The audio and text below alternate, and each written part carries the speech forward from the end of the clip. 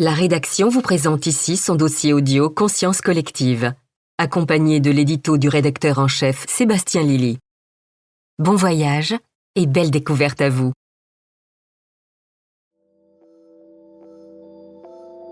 L'univers a ce quelque chose de merveilleux. Il nous rassemble autour d'une même histoire. Né il y a plusieurs milliards d'années, suite à l'émergence d'un point blanc sur une page noire, point chaud et dense, plus petit qu'une tête d'épingle, l'univers n'a jamais arrêté son expansion, dit-on, jusqu'à devenir ce tissu que nous tentons d'observer. La physique en est certaine, c'est de ces annales dont nous venons, et notre monde extérieur est ainsi soumis aux lois de la matière dont la masse et l'énergie sont les attributs. Indiscrétion pourtant, la science sait que 75% de l'univers est composé d'énergie noire, ce qu'on appelait encore récemment le vide. Est-ce le même vide qui est contenu au plus profond de nos cellules ? Le mystère reste entier. En apparence, car des philosophies millénaires comme la tradition védique, fondée sur l'expérience mystique, c'est-à-dire l'expérience même de la conscience et des perceptions, suggèrent que si l'univers est bien composé d'énergie, observable aujourd'hui par nos machines, il existe un prolongement de cette matière-feu dans l'invisible. Une information de la nuit qui permettrait la vibration et la cohérence du monde et qui pourrait être notre source commune, fontaine de toutes nos pensées et créations. Un vide sous forme de cloud cosmique, une véritable toile d'araignée, tel un réseau internet géant et caché, en nous et autour de nous, qui relierait l'ensemble de la nature. Existe-t-il donc un esprit planétaire, voire universel ? Si oui, le message en est bouleversant. Malgré ces divisions perpétuelles, les femmes et les hommes, sans doute les animaux, les plantes ou les minéraux, formeraient un grand tout. Alors, peut-on s'aventurer dans l'Akasha ? C'est sur ce thème que notre curiosité hivernale s'est posée. La rédaction d'Inexploré a ainsi mené l'enquête, créant, comme à son habitude, un pont entre les connaissances spirituelles et les recherches scientifiques. Joyeuse année 2020 à toutes et à tous, et encore merci aux abonnés de votre soutien précieux et de votre confiance qui font l'existence même de ce magazine et qui nous relient dans toutes ces belles épopées de la conscience.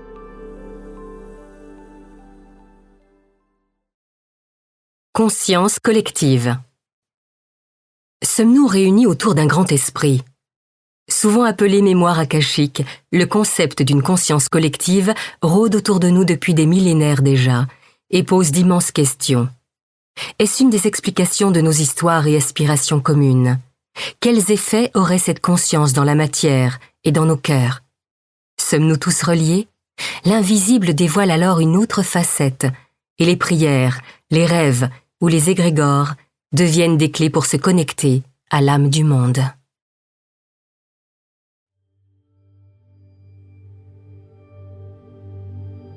Une conscience globale testée par la science. Pendant plus de 17 ans, le projet Conscience Globale a agrégé des données semblant montrer qu'une conscience humaine planétaire est à l'œuvre et se manifeste lors d'événements tragiques captant l'attention de dizaines de millions de personnes. Illusion ou véritable émergence d'une noosphère telle qu'élaborée par Teilhard de Chardin. Par Jocelyn Morisson. L'histoire contemporaine reste marquée par les événements du 11 septembre 2001. Ce spectacle de l'horreur, dans la démesure, a sidéré des centaines de millions de personnes et produit une vague d'émotions planétaires considérable. Plus rien ne serait comme avant. Beaucoup d'entre nous ont ressenti une communion à l'issue de cette tragédie, la sensation que l'humanité est une et qu'une poignée de fous ne pourront jamais anéantir cette réalité. Il se passe la même chose à des échelles plus ou moins réduites, lors d'autres événements tragiques comme le tsunami dans l'océan Indien en 2004, les attentats terroristes en France, et malheureusement la liste est longue. Se pourrait-il que cette communion, cette émotion partagée soit captée, voire anticipée par certains dispositifs technologiques ? C'est la thèse centrale défendue par les chercheurs du projet Conscience Globale, un programme lancé à la fin des années 1990, qui n'a cessé de produire des données défiant la vision matérialiste de la conscience, et dont la portée scientifique et philosophique est immense. Une interaction esprit-machine.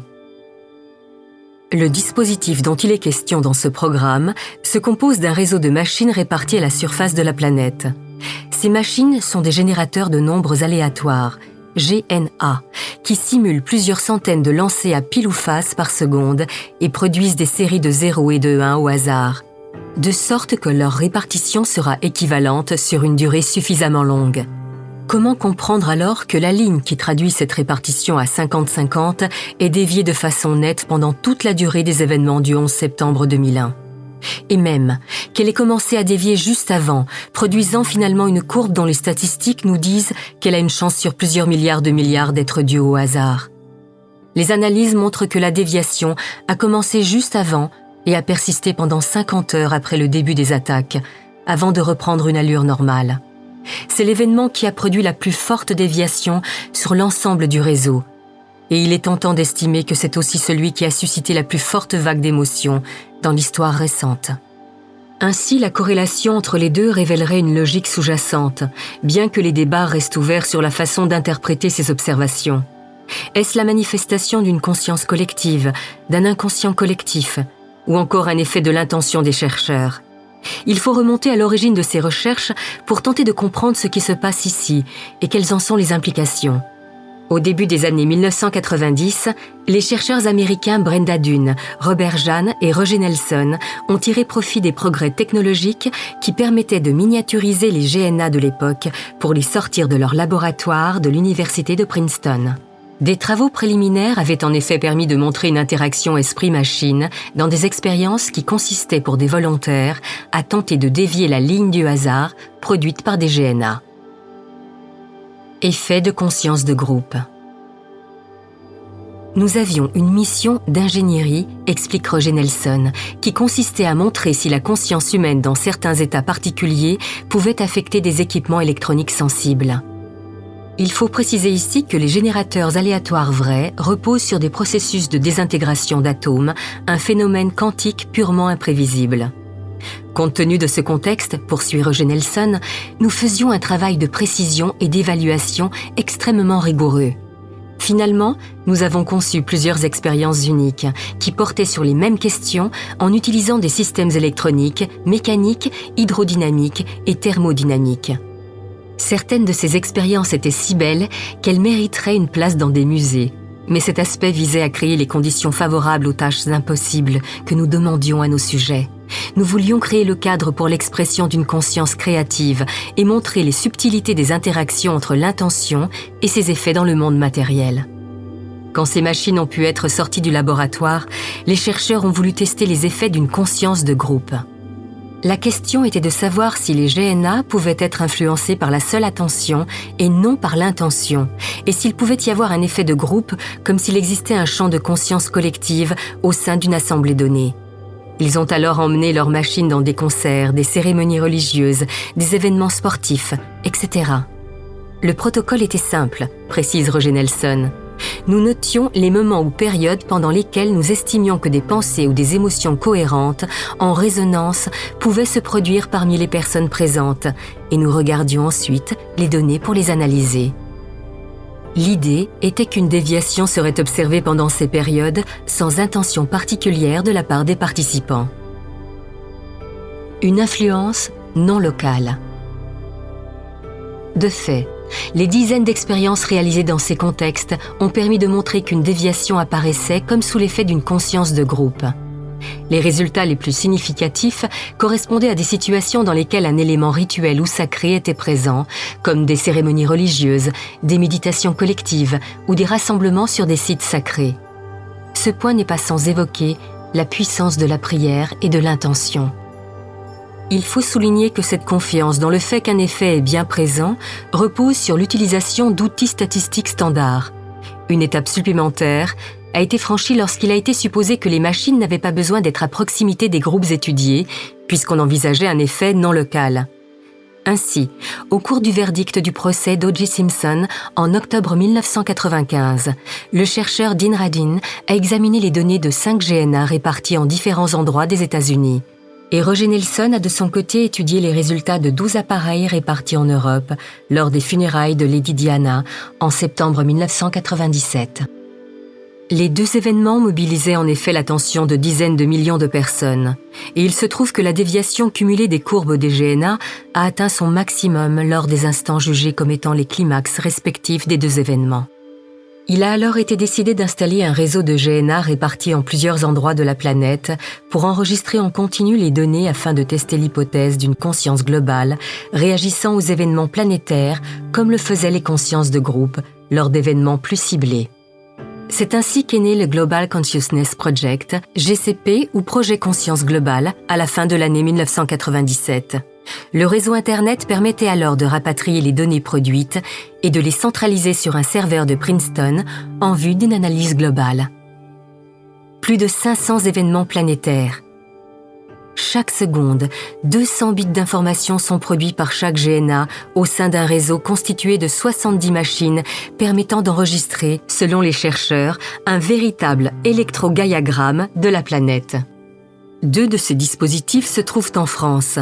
Un à Paris, hébergé par l'Institut Métaphysique International, et un autre à Toulouse. Lors de l'attentat du Bataclan en novembre 2015, le GNA de Paris était inactif, en maintenance, mais celui de Toulouse a montré une forte déviation, de même que celui qui était le plus proche de l'événement, au Royaume-Uni.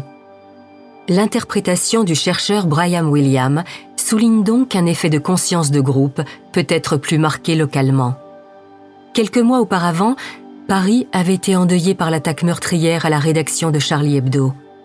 Le GCP a analysé les données en les groupant avec celles d'une attaque terroriste au Yémen quelques heures plus tôt. Là aussi, la déviation est marquée et significative. Les commentaires des analystes précisent « On note pour les 2 événements un écart significatif semblant indiquer une influence de ces 2 attentats sur la conscience mondiale, avec toutefois un décalage entre le moment où l'événement se produit et le moment où il impacte la conscience mondiale, ceci étant sans doute dû au temps de propagation de l'émotion dans la conscience. » L'expérience formelle a été close en 2016, mais le recueil de données se poursuit, alimentant une gigantesque base de données. Plus de 500 événements planétaires ont été étudiés pendant ces 18 années et la déviation cumulée, bien que faible en amplitude, 20% contre 5% attendus par le seul hasard, correspond à moins d'une chance sur 1 billion qu'elle soit due au hasard. Il est essentiel de comprendre que nous ne cherchons pas des pics dans les données pour tenter ensuite de les relier à un événement, souligne Roger Nelson. Au contraire, nous identifions d'abord un événement et analysons ensuite les données en déterminant une période précise au cours de laquelle nous faisons l'hypothèse que les données devraient montrer une variation par rapport au hasard. En résumé, l'expérience consiste à identifier un signal dans du bruit, mais si le signal semble bien présent, une autre question est de savoir quelle est sa véritable origine. Un effet expérimentateur ? Les observateurs sceptiques ont d'abord cherché un biais dans la façon dont les données étaient recueillies et ont reproché aux chercheurs de faire coller les événements planétaires a posteriori avec les déviations observées. Critique à laquelle Roger Nelson a répondu ci-dessus. Puis la critique a porté sur les durées de recueil de données en lien avec un événement donné, disant que si la durée était plus longue ou plus courte, les déviations seraient moins importantes. Là aussi, Nelson a répondu que la fenêtre temporelle était choisie avant de regarder les données et qu'on ne pouvait pas reprocher aux chercheurs de sélectionner une durée d'analyse qui favoriserait l'ampleur de la déviation. L'une des critiques les plus argumentées a été proposée par Peter Bensel, un physicien américain qui a rencontré Roger Nelson lors d'une visite à Princeton et est devenu co-investigateur du projet. Une des premières choses que j'ai faites a été de voir si je pouvais trouver des erreurs méthodologiques ou autres dans la façon dont l'expérience fonctionnait, explique Peter Bensel. Je me demandais s'il n'y avait pas une erreur fatale à la base même de tout cela, et je n'en ai trouvé aucune. Pour autant, puisque les données sont incontestables, c'est sur leur interprétation que lui et d'autres chercheurs divergent. En effet, selon Peter Bensel, l'effet observé pourrait ne pas être le fruit d'une conscience globale, mais serait en fait dû à l'intention même des chercheurs. C'est ce qu'on appelle en parapsychologie l'effet expérimentateur. Puisqu'il s'agit d'influences subtiles de la conscience sur des dispositifs très sensibles, la conscience même des investigateurs pourrait en effet agir dans un sens ou un autre. Or, l'investigateur en chef du projet est Roger Nelson depuis l'origine. Et celui-ci ne cache pas son intérêt depuis son plus jeune âge pour l'hypothèse de la noosphère du paléontologiste et prêtre français Pierre Teilhard de Chardin. Dans un livre qu'il a publié récemment, Intitulé « Connected », il défend avec force cette hypothèse de l'émergence d'une conscience globale sans pour autant considérer que les données du GCP constituent une preuve de ce phénomène. Le GCP est un projet scientifique unique qui a pendant plus de 17 ans agrégé des données qui semblent montrer un vaste esprit terrestre qui vient de naître ou de s'éveiller, conclut Roger Nelson. Il est symbolique de notre besoin de plus de sagesse quant à notre vivre ensemble sur cette belle planète et de la nécessité de la préserver de nos tendances destructrices. N'y a-t-il pas urgence à en prendre conscience collectivement ? En effet, les machines ont crépité bien davantage ces dernières années qu'au début du projet.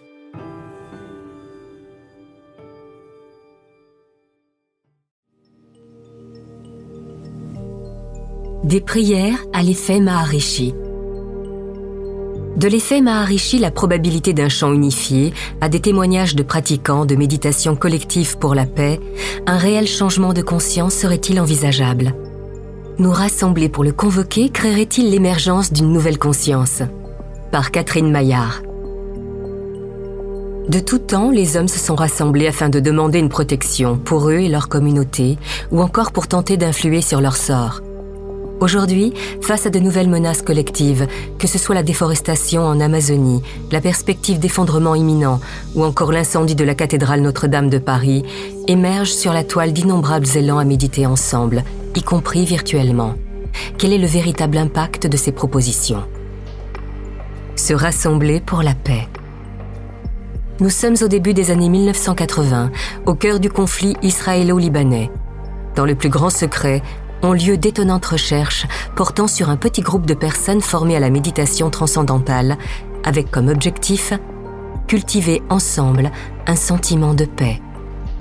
Aussi incroyable que cela puisse paraître, des études rapportent qu'au même moment a été observée une baisse significative du niveau de violence, du nombre d'accidents, de vols. Cette découverte fut baptisée l'effet Maharishi, du nom du maître indien Maharishi Mahesh Yogi, qui a mis au point cette technique de méditation spécifique.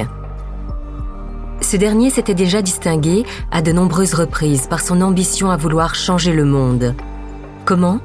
Dans les années 1960-70, ce sage indien réputé avait déclaré que se rassembler pour pratiquer la méditation transcendantale pouvait contribuer à instaurer un climat de paix et agir sur la baisse de la violence, répond Stéphane Hérault, cofondateur de Nataraj Sadhana Yoga School et enseignant de sagesse védique dans la lignée de Sri Sri Ravi Shankar.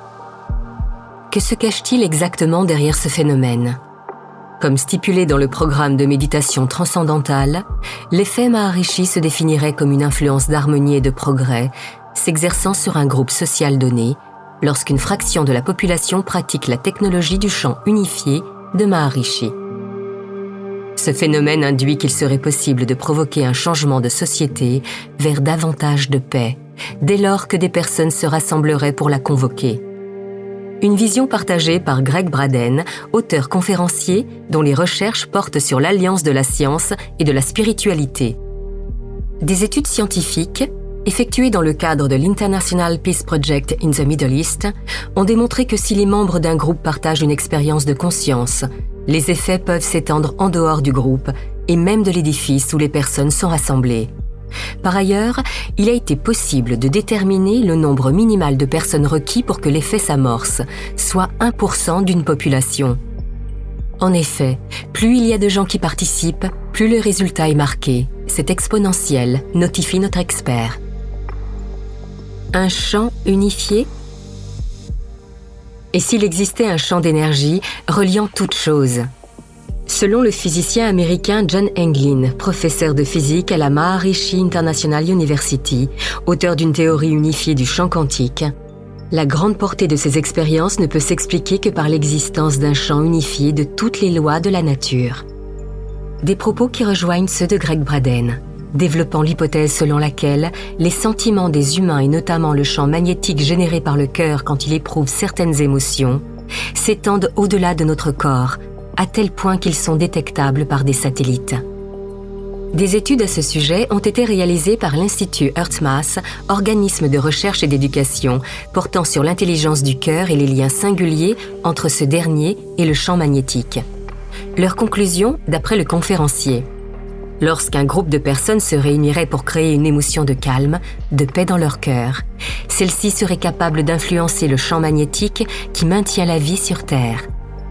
L'effet Maharishi peut également être corrélé à l'expérience du 100e singe, poursuit Stefanero.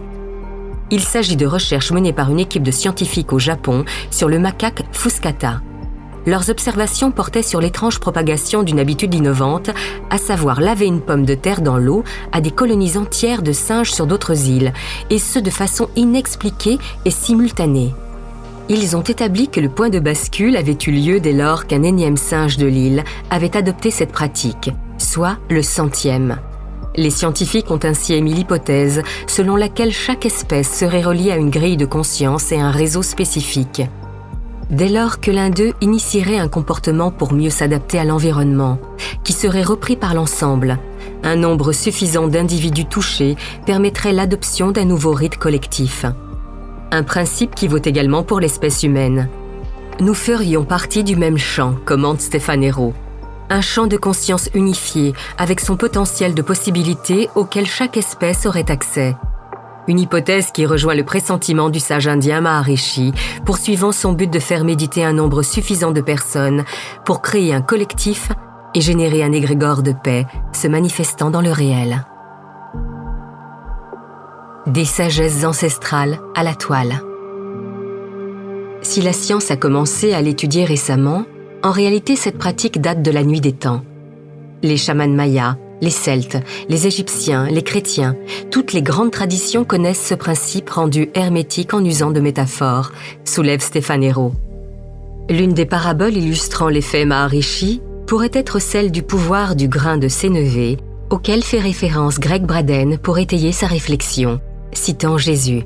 « Je vous l'ai dit en vérité, si vous avez la foi comme un grain de sénévé, vous direz à cette montagne « Déplace-toi d'ici à là », et elle se déplacera, et rien ne vous sera impossible. Selon notre expert, cette parabole vieille de 2000 ans nous enseigne que la foi dont parle le Christ est bien davantage que de simples mots. C'est un langage puissant par lequel choisir une certaine réalité parmi les possibilités infinies qui existent. Autrement dit, notre foi n'est rien de moins que l'énergie qui projette cette possibilité dans notre réalité. On reconnaît aujourd'hui la coexistence de plusieurs réalités à l'intérieur d'une soupe cosmique de possibilités, comme la nomme Greg Braden, ce qui donne à cette métaphore ancestrale une saveur toute contemporaine. Comme en témoigne la propension actuelle à se regrouper autour d'intentions collectives pour parer aux catastrophes en cours ou à venir. À un détail près, la toile y joue un rôle actif, nous invitant à une nouvelle expérience. Créer un groupe virtuel cette fois. Une récente initiative appelée « Pour l'éclosion du cœur de l'humanité », lancée par une sangha de tradition védique, a cumulé les deux options, se rassembler dans une salle et se connecter virtuellement. Le principe en est simple. Il s'agit de réciter le Gayatri Mantra, un des mantras les plus puissants du védisme ancien, durant 4 heures, sans discontinuer, à une fréquence d'un dimanche sur 2, explique Mark Vasista Signorini, enseignant de Hatha Yoga et de pratique du bouddhisme tibétain, cofondateur de ce projet. La proposition rassemble 150 personnes connectées à distance. Le but énoncé est de créer une énergie de paix pour renforcer cette grande onde terrestre et ainsi aider l'humanité. Ainsi, nous serions tous interreliés. N'est-ce pas déjà ce dont nous informent les nouvelles technologies, à savoir la téléphonie et Internet, soulève Stefanero. Plus nous serons nombreux et réguliers, plus nous aurons la possibilité que la conscience collective bascule dans un champ de sagesse, comme en témoigne la théorie du 100e singe.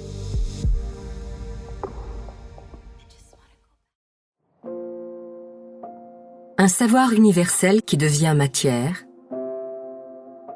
L'akasha, dont est issu le concept de mémoire akashique, vient d'un terme sanskrit millénaire qui désigne le 5e élément. Se pourrait-il qu'un champ universel et impalpable contienne toute la mémoire et le savoir? Pourrions-nous y avoir accès? Quelques chercheurs ont exploré ces possibilités. Par Mélanie Chéreau. Les Grecs empruntaient la parabole du fleuve Léthé, dont toute âme boirait l'eau avant de s'incarner, provoquant un oubli de son savoir et permettant son incarnation dans une nouvelle vie de manière équitable.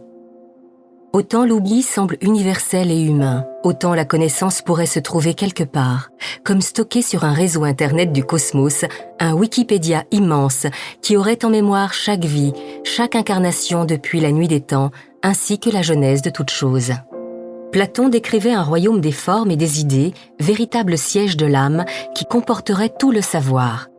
Un siècle avant Pythagore, les Grecs appelaient cosmos, l'éther, le cinquième élément, cet espace du savoir. Plotin le décrivait comme l'un, issu du principe créateur du cosmos, qui aurait donné naissance à la matière, le sans forme, le verbe, qui aurait créé la forme. Chez le chinois Lao Tzu, c'est le Tao qui n'a ni forme, ni temps, ni espace. En Inde, l'un des berceaux spirituels du monde, on retrouve ce concept d'un savoir lumineux universel dans l'akasha, ou éther. Tous ces concepts se rejoignent sur l'idée qu'un élément impalpable, sous forme de connaissance, de savoir, pourrait prendre forme dans la matière dont nous sommes constitués. Sommes-nous des particules de savoir ? Dans ce cas, avons-nous accès d'une manière ou d'une autre à une possibilité de conscientiser ces connaissances et de ce fait, moduler notre vie ? Le cinquième élément. En sanskrit, le terme akasha signifie l'éther, le cinquième élément, qui permet la manifestation des quatre autres, la terre, le feu, l'eau et l'air. Les enseignements du Samkhya Karika de l'Inde, remontant au début de notre ère, ont été donnés par des rishis, d'antiques sages visionnaires, qui entendaient les enseignements émanant de l'au-delà, afin d'expliquer de quoi et comment est fait notre monde. D'après eux, l'akasha est l'espace, la disponibilité pour que quelque chose advienne. Pour que la matière prenne forme, il faut les quatre éléments, mais aussi un espace qui n'est pas un vide, mais qui est fertile. Sinon, rien ne peut advenir. Akasha, c'est finalement aussi bien l'espace cosmique qui accueille les galaxies que l'espace entre les éléments de l'atome, raconte Joachim Vallée, enseignant de yoga et du Samkhya Karika.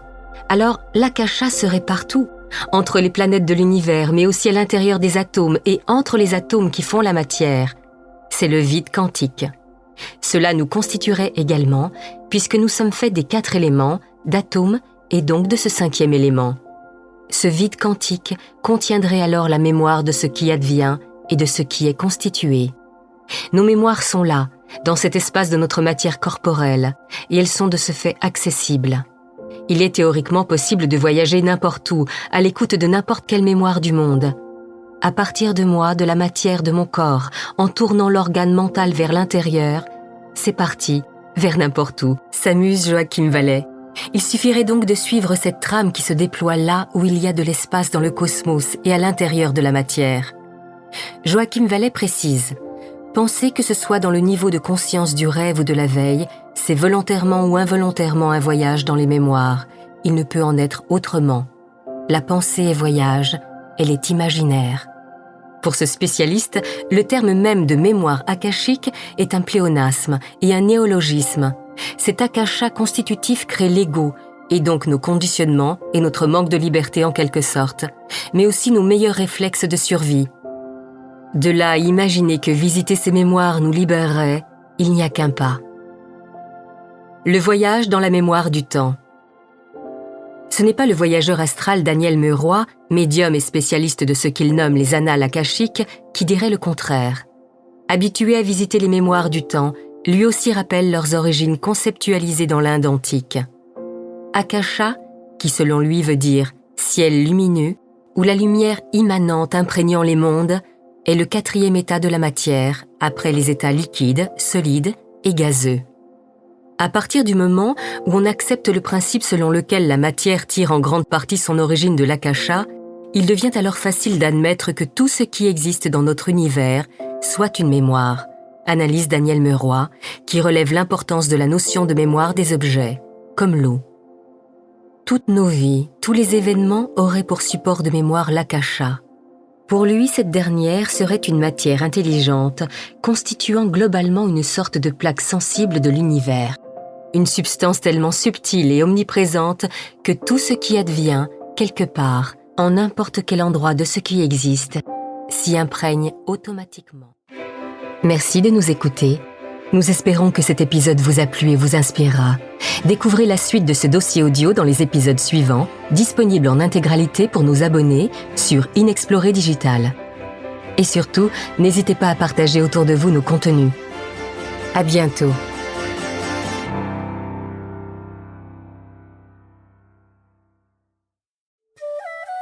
Des mystères du monde à l'extraordinaire dans nos vies.